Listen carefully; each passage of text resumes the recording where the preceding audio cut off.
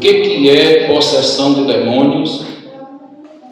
Nós falamos também sobre a questão de que o crente salvo em Jesus, ele não pode ficar possuído por demônios.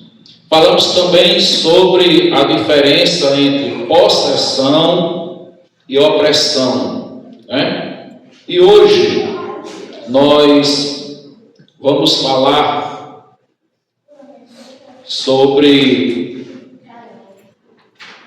alguns cuidados que nós cristãos devemos ter quando nos depararmos com situações em que alguém chegar e disser assim: olha, tem uma pessoa ali que está com alguns comportamentos estranhos e eu acho que a pessoa está possuída pelo demônio.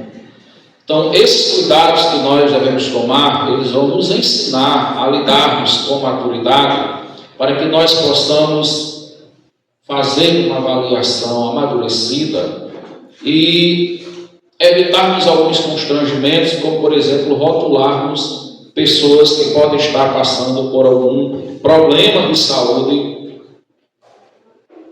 e não tem nada a ver com demônio, a gente acabar dizendo que a pessoa tem demônio sem ter, né?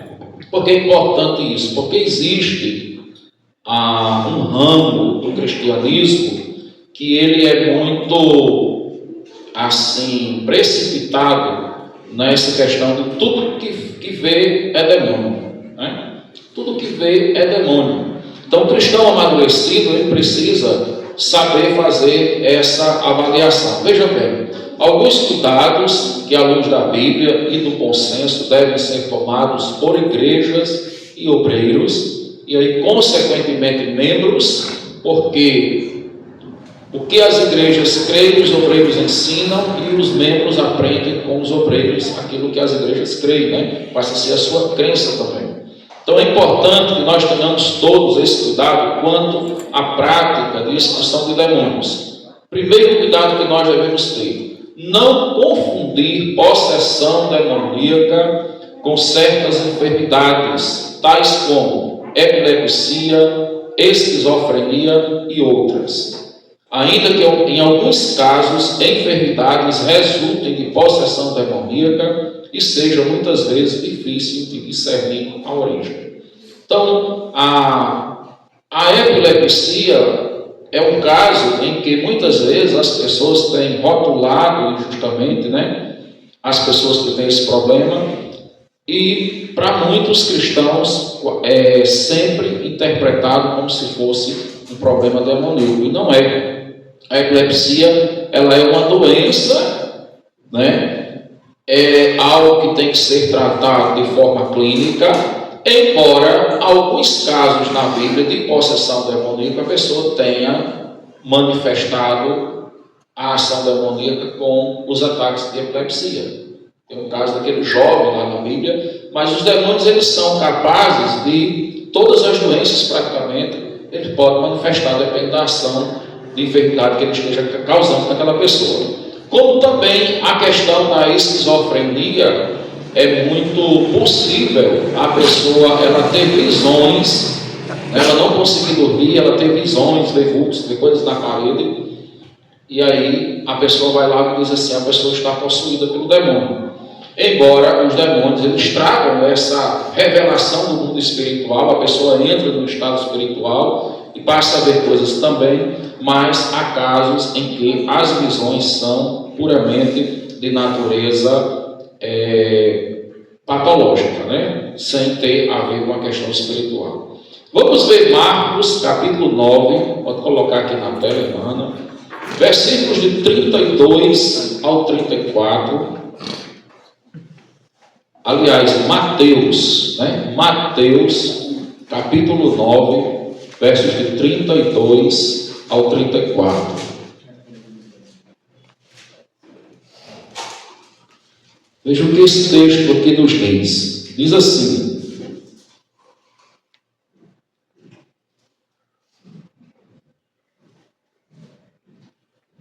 e havendo-se eles retirado, trouxeram-lhe um homem mudo e endemoniado.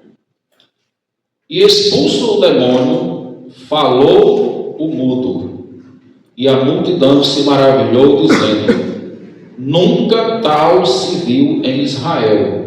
Mas os fariseus diziam: ele expulsa os demônios pelo príncipe dos demônios. Então, isso foi uma acusação, né, que eles blasfemaram contra o Espírito Santo, quando eles acusaram Jesus de expulsar demônios por Beelzebub, né, pelo poder do diabo. Mas o que nós vamos mostrar dentro do nosso estudo são os versículos anteriores. Ele fala aí de um homem, né, que chegou até Jesus, e aquele homem era o quê? Ele era mudo e endemoniado. Quando fala no versículo 32, Jesus expulsa o demônio. Após ter saído o demônio, falou o mudo. Então, a mudez não era um problema que aquele mudo, tal mudo, tinha fisiológico, né? Não era um problema com as suas cordas vocais, não era um problema com a sua fala, mas o demônio que estava ali impedia que o jovem, o homem, falasse. E ele foi mudo durante muitos anos da sua vida, mas simplesmente ter expulsado o demônio, a pessoa falou. Então, a presença de demônios de forma possessiva, né, quando ele está possuindo uma pessoa, ela vai causar diversas enfermidades, que são enfermidades também fisiológicas. Nós sabemos que existem as pessoas que são mudas e surdas de nascença. Esse aí era só mudo, ele ouvia. Mas a Bíblia fala de um outro que era mudo e surdo. E quando o demônio também foi expulso, ele passou a ouvir e a falar, né? Outro texto está em Mateus capítulo 17, versos de 14 ao 18. Mateus 17, 14 ao 18. Diz que quando chegaram a multidão, aproximou-se de um homem, pondo-se de joelhos diante dele e dizendo: Senhor, tem misericórdia de meu filho, que é lunático e sofre muito, pois muitas vezes cai no fogo e muitas vezes na água. E trouxe-o aos teus discípulos, e não puderam curá-lo. E Jesus respondendo disse: ó geração incrédula e perversa, até quando estarei eu convosco? E até quando vos sofrerei? Trazei-mo aqui. E repreendeu Jesus o demônio que saiu dele, e desde aquela hora o menino sarou. Voltando um pouquinho lá em cima, versículo 15, diz assim: ele diz: Senhor, tem misericórdia do meu filho, que é lunático e sofre muito, pois muitas vezes cai no fogo e muitas vezes cai na água, né? O lunático, ele tem duas formas aí de se apresentar. Uma está relacionada à questão da epilepsia, né? Que ele caía desacordado, às vezes na água, às vezes no fogo, e ali ele perdia a sua consciência. Mas também o lunático é aquela pessoa, o pessoal que diz que tem as pessoas que viram lobisomem, né? E tem aquelas pessoas que elas ficam muito agitadas nas forças de lua nova. Isso cientificamente é comprovado. E dizem os cientistas que quando a lua é nova e cheia, ela fica mais perto da Terra. Então ela exerce uma carga energética maior sobre a Terra. Por ela estar mais próxima, ela solta uma carga de energia maior, e essa carga de energia faz com que algumas pessoas que são mais sensíveis, e aí dentro desse problema que se chama de lunático, elas ficam muito aperreadas, muito agitadas, muito nervosas, né? E aí ficam às vezes meio desesperadas mesmo, criam conflitos em casa, ficam meio atrapalhadas no que estão fazendo durante o dia, durante a noite, têm dificuldade de dormir. Por quê? Porque elas se sentem incomodadas. Esse jovem aí, a gente não sabe se ele tinha todos esses problemas, mas é descrito aí que ele tinha o problema do quê? Da epilepsia. Ele caía e o demônio fazia propositalmente, de uma forma estratégica, às vezes querendo matá-lo queimado, às vezes querendo matá-lo afogado, né? E aí, irmãos, a Bíblia diz no versículo final lá, que Jesus repreendeu, né? Versículo de número 18, e repreendeu Jesus o demônio que saiu dele, e desde aquela hora o menino sarou. Então era uma doença trazida por demônio. Mas mais uma vez a gente volta a dizer, nem todos os casos de doenças são de demônios, tá certo? É preciso que nós tenhamos maturidade, tenhamos essa compreensão bíblica de sabermos que os demônios eles manifestam as doenças fisiológicas, né? E aí é de origem espiritual, mas muitas vezes a doença ela é simplesmente fisiológica, e aí a gente tem que evitar julgamentos precipitados. Tem que avaliar, a avaliação não pode ser aquela avaliação precipitada à primeira vista, né? Só olhar e já sair dizendo algo. A gente tem que ter uma maturidade cristã para fazer isso com os pés no chão. Então esse é o primeiro cuidado que nós devemos ter. Outro versículo também, outro texto, está em Lucas capítulo 13, versos de 10 a 13. Capítulo 13, versículos de 10 ao 13. Olha o que diz aí. E ensinava no sábado, numa das sinagogas. E eis que estava ali uma mulher que tinha um espírito de enfermidade, havia já 18 anos, e andava encurvada, e não podia de modo algum endireitar-se. E vendo a Jesus, chamou-a a si e disse: mulher, estás livre da tua enfermidade. E pôs as mãos sobre ela, e logo se endireitou e glorificava a Deus. Veja bem o caso dessa mulher. Essa mulher tem um problema na coluna, né? A sua coluna cervical, aquelas pessoas que têm um problema tão grave de coluna que elas encurvam, e muitas ficam até quase cheirando o chão, né? Não podem se levantar. Tem umas que empurram mais no meio, tem umas que empurram mais em cima, que desce a cabeça. E aquela mulher fazia 18 anos, e a Bíblia diz claramente aí que ela tinha um espírito de enfermidade. A enfermidade estava nela, mas a enfermidade estava sendo causada pelo espírito. Jesus chega, expulsa o demônio, e a Bíblia diz que a mulher logo se endireitou e glorificava a Deus. Então, irmãos, uma coisa que a gente vai perceber também, que essa questão de tratar os problemas quando eles são também espirituais, é tarefa da igreja, né? A igreja, esse caso aí, o médico não trata. Por isso que é importante a igreja ter autoridade espiritual e maturidade espiritual para fazer essa avaliação, porque quando você identificar que o problema não tem nada a ver com o demônio, como é que você vai agir como cristão? Você vai incentivar aquela pessoa a procurar um médico, a procurar um tratamento, você vai dar apoio, e a igreja vai ajudar no que for possível, até mesmo com ajuda para uma consulta, para um exame, levar a pessoa lá no médico, né? Vai lá, bota ela no carro, vai lá, acompanha, para que aquela pessoa possa buscar o tratamento médico para a sua necessidade.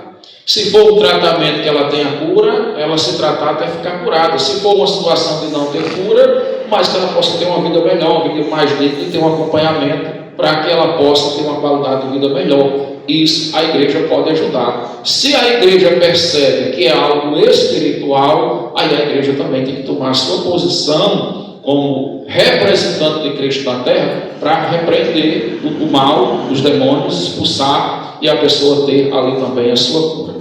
Então nós trouxemos aqui 3 casos onde a gente viu claramente, né, a Bíblia mostrando que os demônios eles manifestam realmente enfermidades físicas. Segundo ponto, devemos entender que as obras da carne, embora sejam usadas pelos demônios, não são personificação de espíritos malignos, e por isso deve-se evitá-lo nomeá-los de espírito de prostituição, espírito de avareza, etc. Embora, aqui a gente fala de que a gente viu espírito de enfermidade. Existem demônios que são demônios de prostituição. As pessoas que trabalham com essa área, elas nomeiam esses demônios e mostram várias classes de demônios, vários nomes, né, que eles trabalham com essa área. Mas muitas vezes a prostituição, ela pode ser uma fraqueza do corpo do ser humano. Ela pode ser um vício. E aí o demônio ele pode se aproveitar daquela fraqueza, levando aquela pessoa a a cometer prostituição, trazendo pessoas para que possam favorecer atos de prostituição com ela, sem possuí-la. Ou ele pode também possuir, né, aproveitar aquela fraqueza da pessoa, possuir e levar a pessoa a um estado de prostituição extremo. Então a gente sempre vai olhar essas duas coisas, né?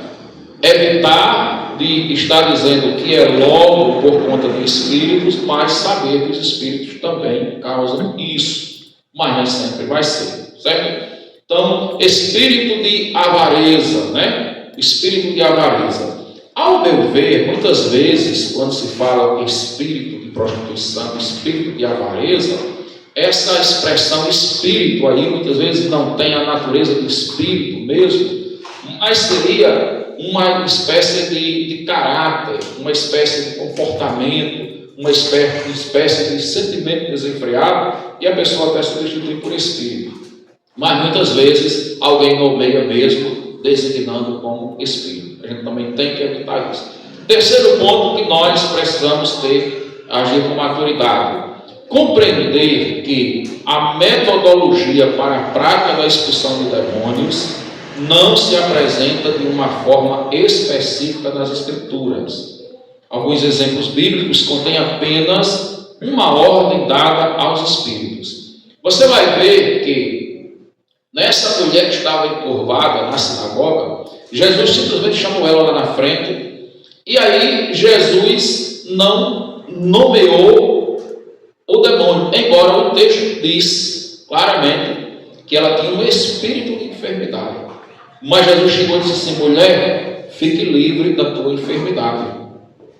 E ali o demônio sabia que Jesus estava libertando ela, e o demônio saiu e a mulher ficou curada. Em outro momento, Jesus chega e ordena diretamente ao demônio. Então não existe uma forma presa, ou seja, um modelo padrão para a gente dizer assim: a igreja ela tem que proceder com expulsão de demônios dessa forma. Por que é importante a gente compreender isso? Porque virou uma moda, hoje tem muitas igrejas, dessas igrejas modernas, essas igrejas novatas que estão aparecendo aí, que falam de profecia, que está vendo anjo em todo canto, que elas fazem culto de libertação. Então o culto todinho tem uma programação para ficar chamando o demônio, ficar expulsando o demônio, catando o demônio para aqui, catando o demônio para pular, né? E a natureza do culto deve ser louvor, deve ser adoração a Deus, deve ser edificação da igreja, deve ser comunhão da igreja. Mas aí a igreja moderna, algumas igrejas criaram esse tipo de culto de libertação. Então você já pensou? Culto de libertação. Então Jesus ele libertava as pessoas se ele estivesse evangelizando na rua, quando ele ia na sinagoga, essa mulher aí tem outros casos, curava na sinagoga também. Quando Jesus entrava nas casas das pessoas, curava nas casas das pessoas, né? Então a obra de Deus é feita assim, mas ela não precisa de ter um culto para se propagar isso. Propaga-se o nome do Senhor, e aí se aparecer algumas coisas, a igreja ora, a igreja interfere, a igreja vai expulsar em nome de Jesus, né? Alguns exemplos bíblicos contêm apenas uma ordem dada a espíritos. Por exemplo, Mateus capítulo 8, verso 16. Mateus capítulo 8, versículo 16. Olha o que diz: e chegada a tarde, trouxeram-lhe muitos endemoniados, e ele com a sua palavra expulsou deles os espíritos e curou todos os que estavam enfermos, né? Então Jesus, ao cair da tarde, estava ali numa aldeia, num lugar ali evangelizando, e as pessoas aproveitam para trazer todos os endemoniados. Uma coisa muito interessante desse texto é que já desde o tempo de Jesus havia uma frequência muito grande, né? Não é uma coisa rara. Ainda hoje na nossa sociedade, e eu diria para vocês que principalmente hoje, porque nós estamos vivendo um tempo no Brasil que o Brasil está se paganizando.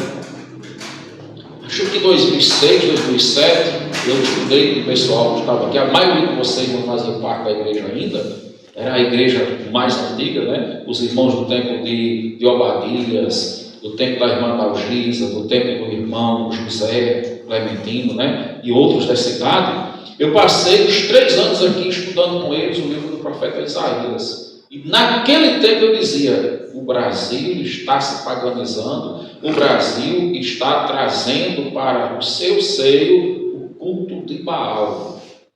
E hoje, quem realmente está atualizado pelo contexto religioso do Brasil sabe que o Brasil se tornou um país igual ao que aconteceu no país em Israel no tempo do rei Acabe e da rainha Jezabel, no tempo do profeta Isaías, no tempo do rei do profeta Elias. O culto a Baal está em pleno vapor no Brasil, tem crescido cada vez mais.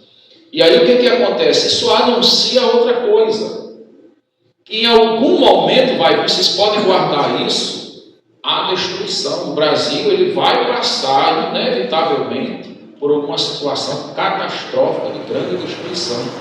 Pode ser algo da natureza? Pode ser um problema enfrentado com outra nação? Pode. Deus sabe a forma de trabalhar, mas quando você encontra na Bíblia países, lugares, regiões que começam a abrir as portas para o paganismo, chega um momento que aquilo provoca a ira de Deus e o fim é a catástrofe. Isso é algo inevitável, vocês podem ter certeza, né? Então o que acontece? Ele vai dizer aí que trouxeram muitos endemoniados e Jesus curava, expulsando deles os espíritos, né? E ele curou a todos. Então havia muitas pessoas endemoniadas. Hoje também, gente, tem muita gente endemoniada no todo canto hoje, né? Outro texto importante, Marcos, capítulo 1, versículo 25, diz assim: repreendeu Jesus dizendo: cala-te e sai dele. Vamos olhar os versículos anteriores. Entraram em Cafarnaum e logo no sábado, indo ele à sinagoga, ali ensinava. E maravilharam-se da sua doutrina, porque os ensinava como tendo autoridade, e não como os escribas. E estava na sinagoga deles um homem com um espírito imundo, o qual exclamou, dizendo: que temos contigo, Jesus Nazareno? Vieste destruir-nos? Bem sei quem és, o Santo de Deus.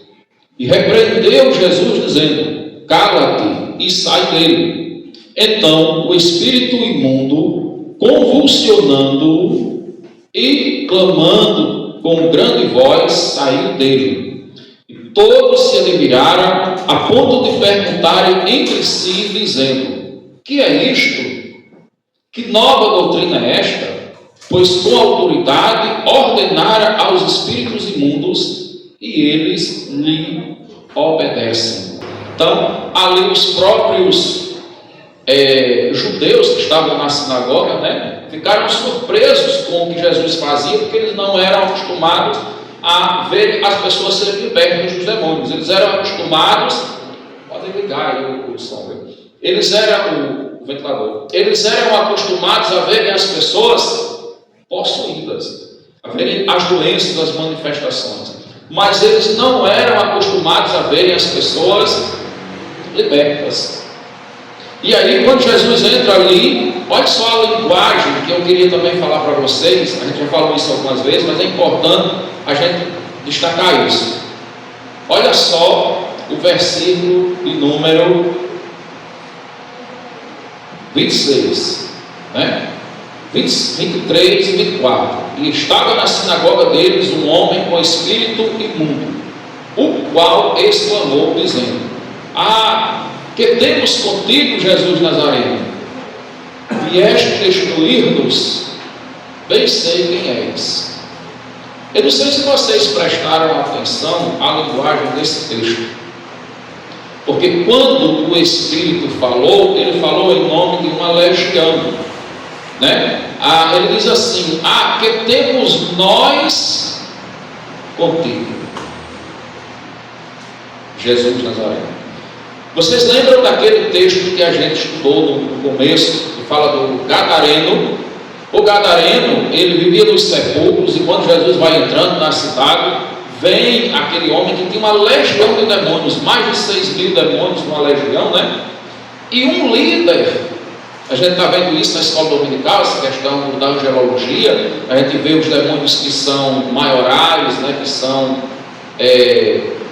principados, né? Que são príncipes, que tem um governo de principados sobre outros que ele lidera. E aí, muitas pessoas, às vezes, têm não somente um demônio, mas uma pessoa ela pode ter 2, 3 ou até mesmo uma legião, chegar a ter não sei quantos mil demônios. Quanto maior for o número de demônios, e quanto maior for a hierarquia desses demônios na vida da pessoa, maior vai ser o estrago que vai ter na vida dela. Se a pessoa tiver algum tipo de vício, mais presa ainda ela vai ser aos vícios, né? Ou seja, menos força ela vai ter de se livrar daquele problema ou de se controlar. Ela vai ser totalmente entregue. Então, esse homem, ele chegou, estava lá, espírito imundo. Então, quando ele está falando de espírito imundo, podia estar trazendo aí a ideia de que esse homem teve alguma situação de impureza, né? Espírito imundo. Muitas vezes os demônios, eles são nomeados na Bíblia como espírito imundo. E aí, ele fala em nome da legião, diz: que temos nós contigo? Vieste destruir-nos? Bem sei quem és, o Santo de Deus. Então, os próprios demônios ali, eles atestavam quem era Jesus, eles conheciam quem era Jesus. E Jesus simplesmente vai repreender quando diz: cala-te e sai dele. E o espírito imundo, convulsionando e exclamando em grande voz, sai dele. Então, o sinal que o demônio teve ali, né, com aquela legião, ele repreendeu o líder, mas o líder saiu com toda a legião. Ele vai convulsionar o homem. Lembra aquela ideia que a gente leu agora há pouco, da questão do quê? Da epilepsia. Esse caso aqui, o rapaz não era epilético, mas a ação demoníaca, que talvez durante aquele tempo que a legião possuiu, ele nunca tivesse convulsionado, mas ele convulsionou naquela hora como se fosse uma coisa que o demônio jogou para lá, né? Soltou ali, convulsionando aquele rapaz, e deu um grito em alta voz e saiu, e as pessoas ficaram admiradas porque o rapaz ficou liberto. E ali eles conheceram algo mais da doutrina de Jesus, atestando que espíritos imundos lhe obedeciam.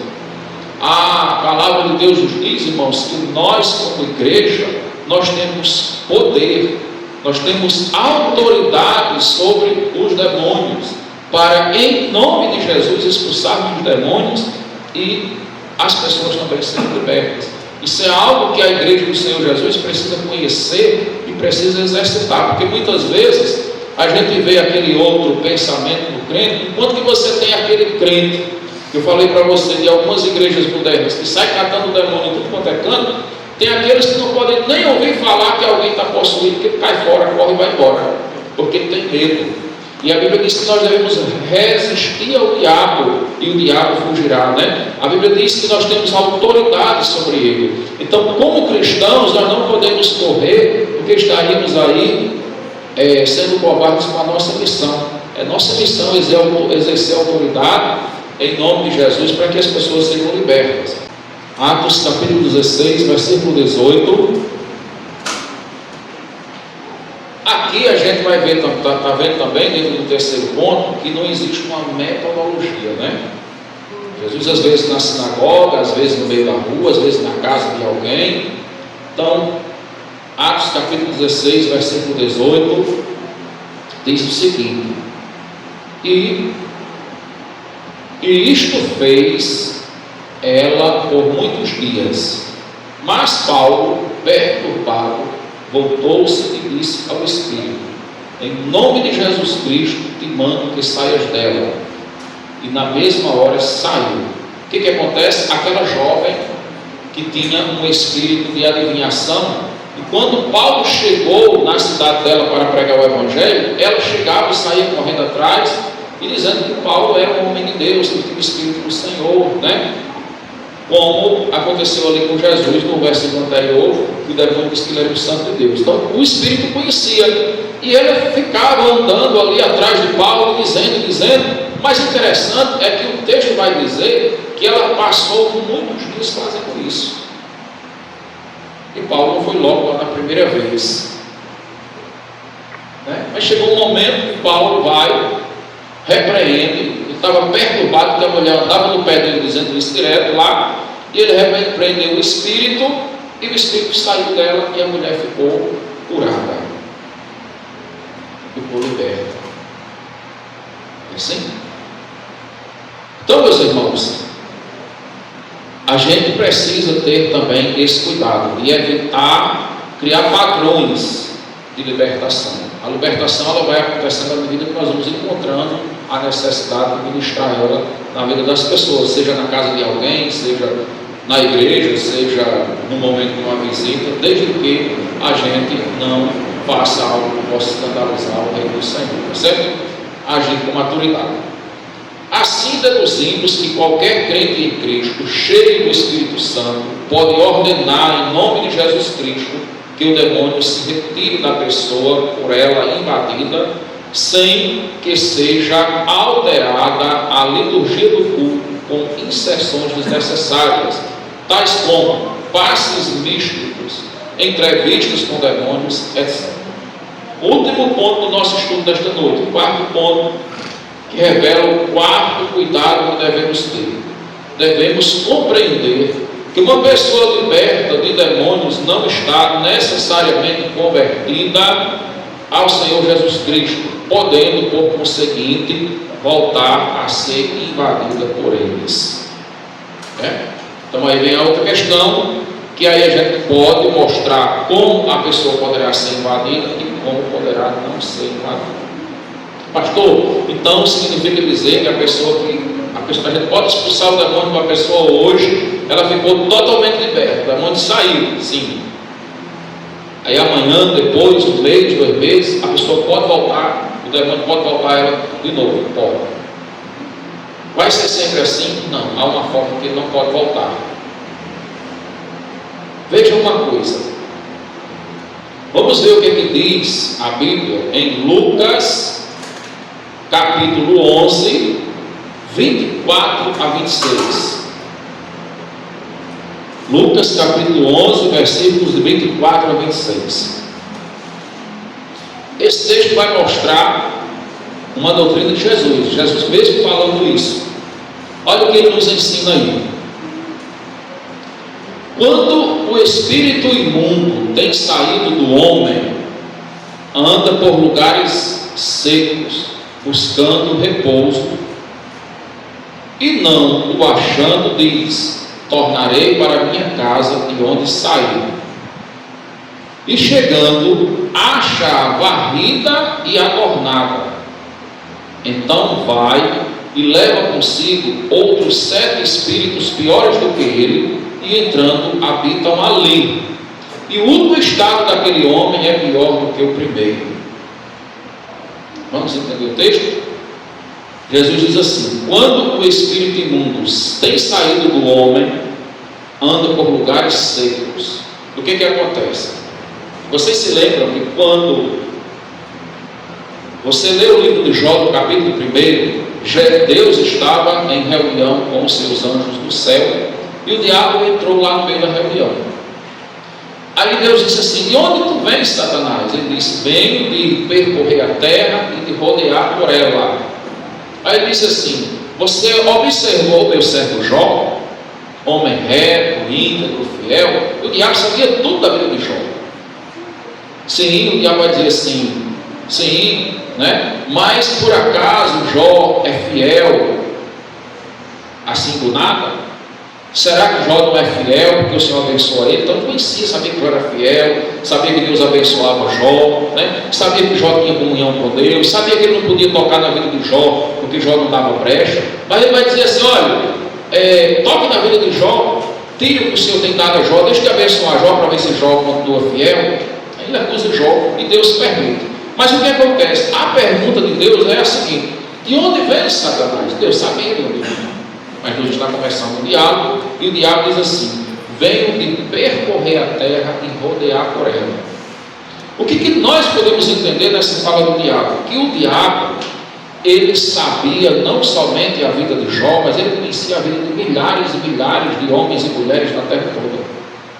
O que o apóstolo Pedro diz? Que o diabo, nós devemos orar e vigiar, Jesus fala, os apóstolos também vão nos ensinar isso, né? Por quê? Por ser sóbrios, prudentes, cautelosos, porque o diabo, nosso inimigo, ele anda em derredor procurando alguém para devorar. Então o diabo, ele está como uma raposa procurando uma galinha, ele está como um leão procurando uma presa. Ele e todos os demônios, de dia e de noite, o diabo está procurando um espaço. Aí ele vai dizer o seguinte: que quando o espírito sai do homem, ele anda pelos lugares secos, buscando repouso. Ele vai procurar várias outras pessoas, porque o demônio, ele não possui só uma pessoa, né? Aquela legião que estava no Gadareno, ali naquela cidade, provavelmente eles estavam em várias outras pessoas ali. Ou a legião toda, ou alguns daqueles demônios estavam em várias outras pessoas daquela cidade. Jesus expulsou o demônio do Gadareno, daquele homem, e ele foi liberto.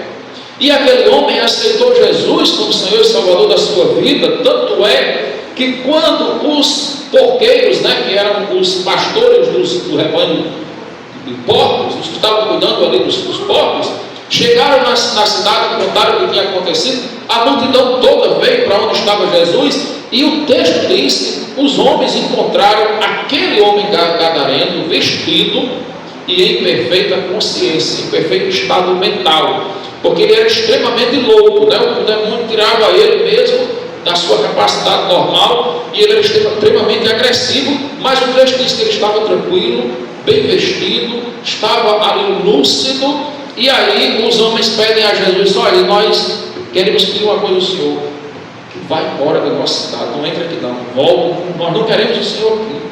E aí o homem gadareno aprova que ele aceitou Jesus, e ele diz: Senhor, deixe eu ir contigo, eu vou com o Senhor aonde o Senhor for, eu agora vou lhe acompanhar. Aí Jesus disse: não, fique na sua terra, fique aí na sua cidade, volte e conte para os seus, né? Sua casa, seus vizinhos, seus amigos, os homens dessa terra, conte o que Deus fez por você. Jesus deixou um missionário ali naquela cidade para pregar a palavra, mas um homem liberto, um homem que tinha agora poder e autoridade para, no nome de Jesus, contar o que Deus fez na vida dele. Por ele ter sido liberto, aquele homem não ficou mais possuído. Mas quando Jesus está dizendo aqui que o Espírito vai em lugares secos, o que são os lugares secos?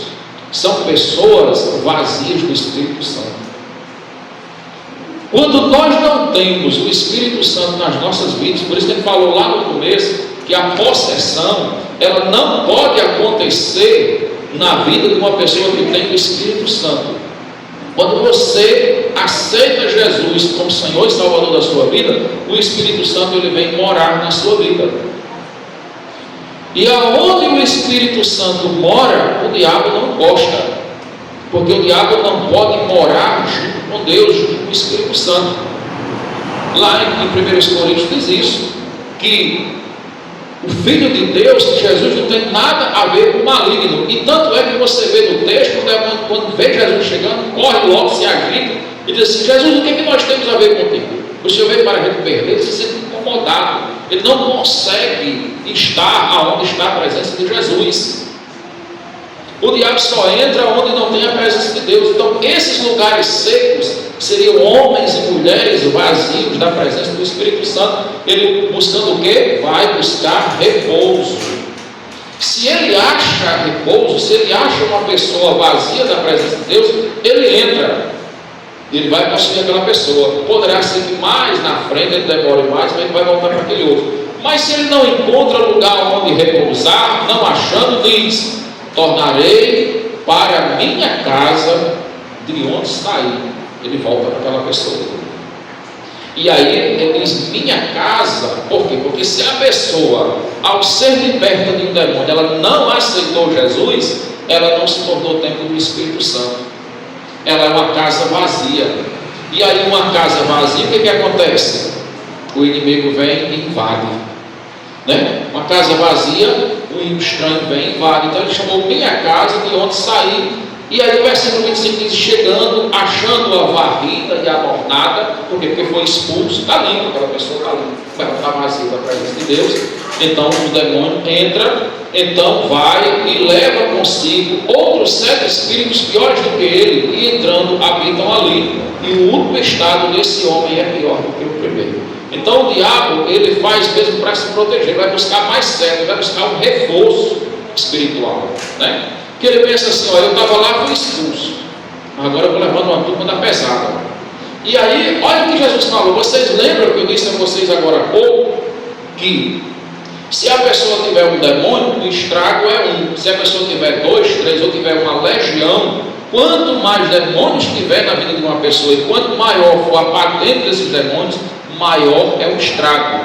Olha o que Jesus está confirmando aqui nesse versículo de número 26. Então vai e leva consigo outros 7 espíritos piores do que ele, maiores, mais poderosos, mais perversos, né? E entrando, habitam ali. Ou seja, todos 7, levou 7, mas ele dá 8, mora uma pessoa. Agora, olha, o último estado desse homem é pior do que o primeiro. No primeiro, lá em cima, no versículo de número 24, só tinha um.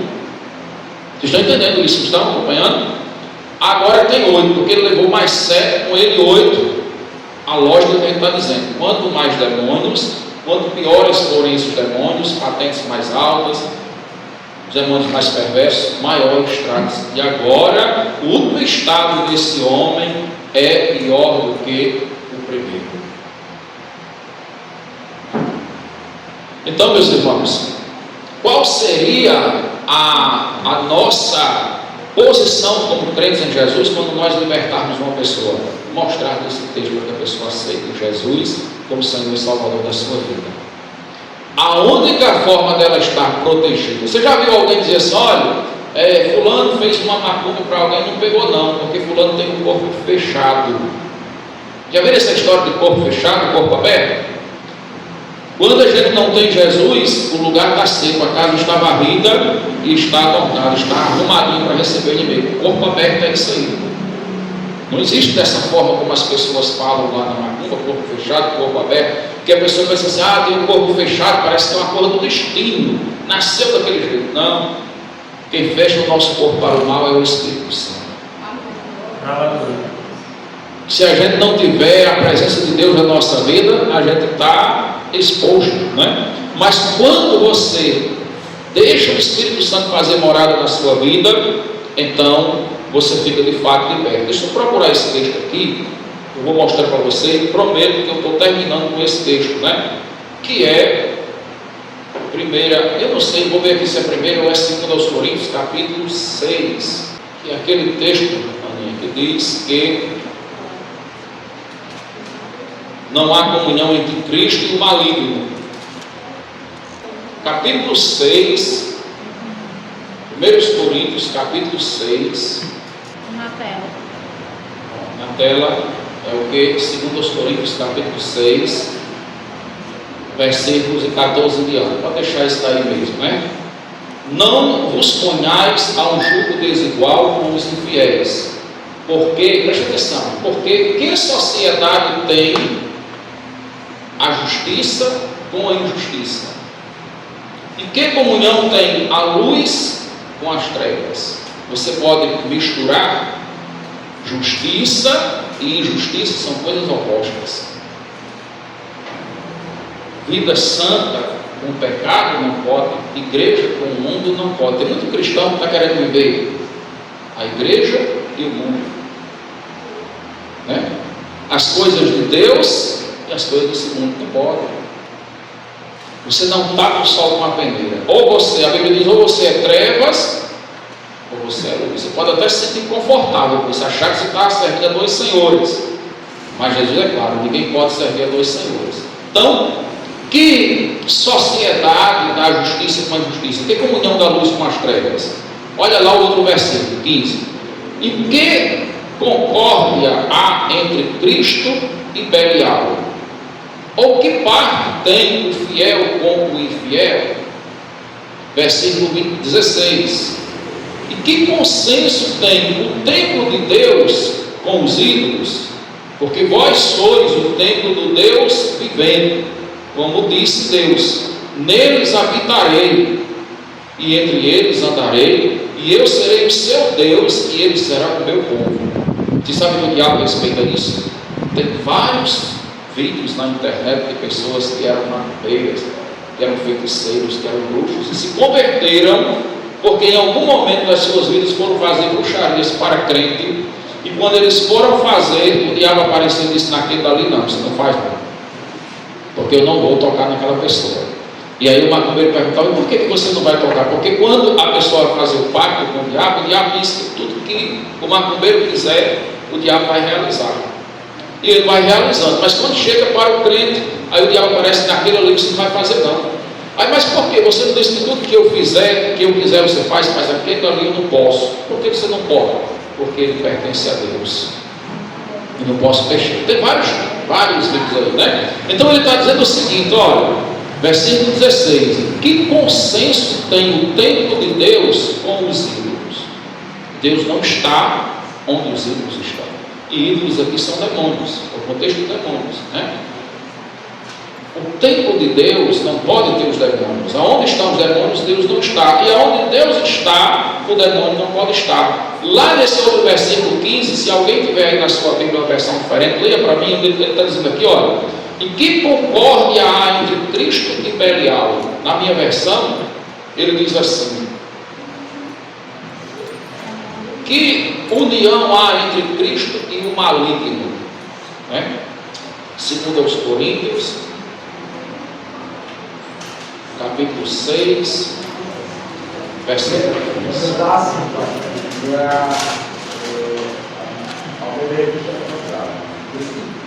Que a harmonia entre Cristo e o maligno, como união entre crente e crente. Pronto, a minha versão é essa daí. Capítulo 6, versículo 15, né? Que harmonia entre Cristo e o maligno? Ou que união do crente com o incrédulo? Ele diz assim: que parte tem o fiel com o infiel? Na outra versão, ele diz que o crente deve ser fiel e o incrédulo infiel. Lá, Belial ou Beelzebub, né, o espírito da bebida. Você lembra que Belial, quando lá em 1 Samuel, quando Ana foi orar, que o profeta Samuel pensava que ela estava bêbada, ela disse: não tenha a tua serva por filha de Belial, né? O espírito da bebida, Beelzebub, o deus do pecado, da bebida, né? O demônio da bebida. Não há concórdia, não há união entre Cristo e o maligno. O que consenso tem o templo de Deus com os ídolos? Aí só para finalizar, ele diz: porque vós sois o templo de Deus. Isso quer dizer o quê?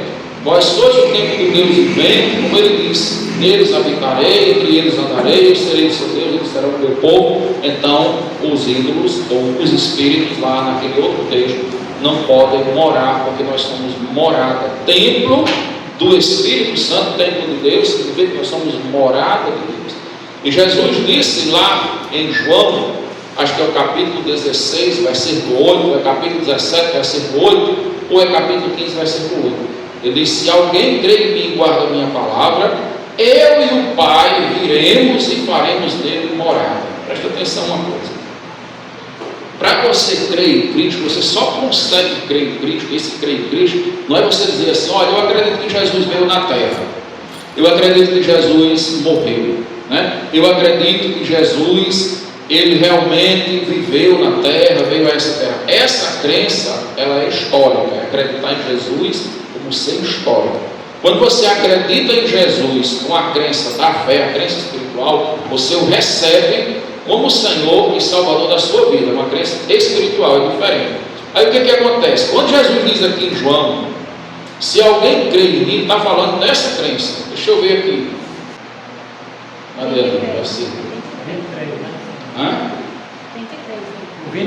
Jesus respondeu e disse: se alguém me ama, guardará a minha palavra, e meu Pai o amará, e viremos para ele e faremos nele morar. Esse vai ser o propósito, né?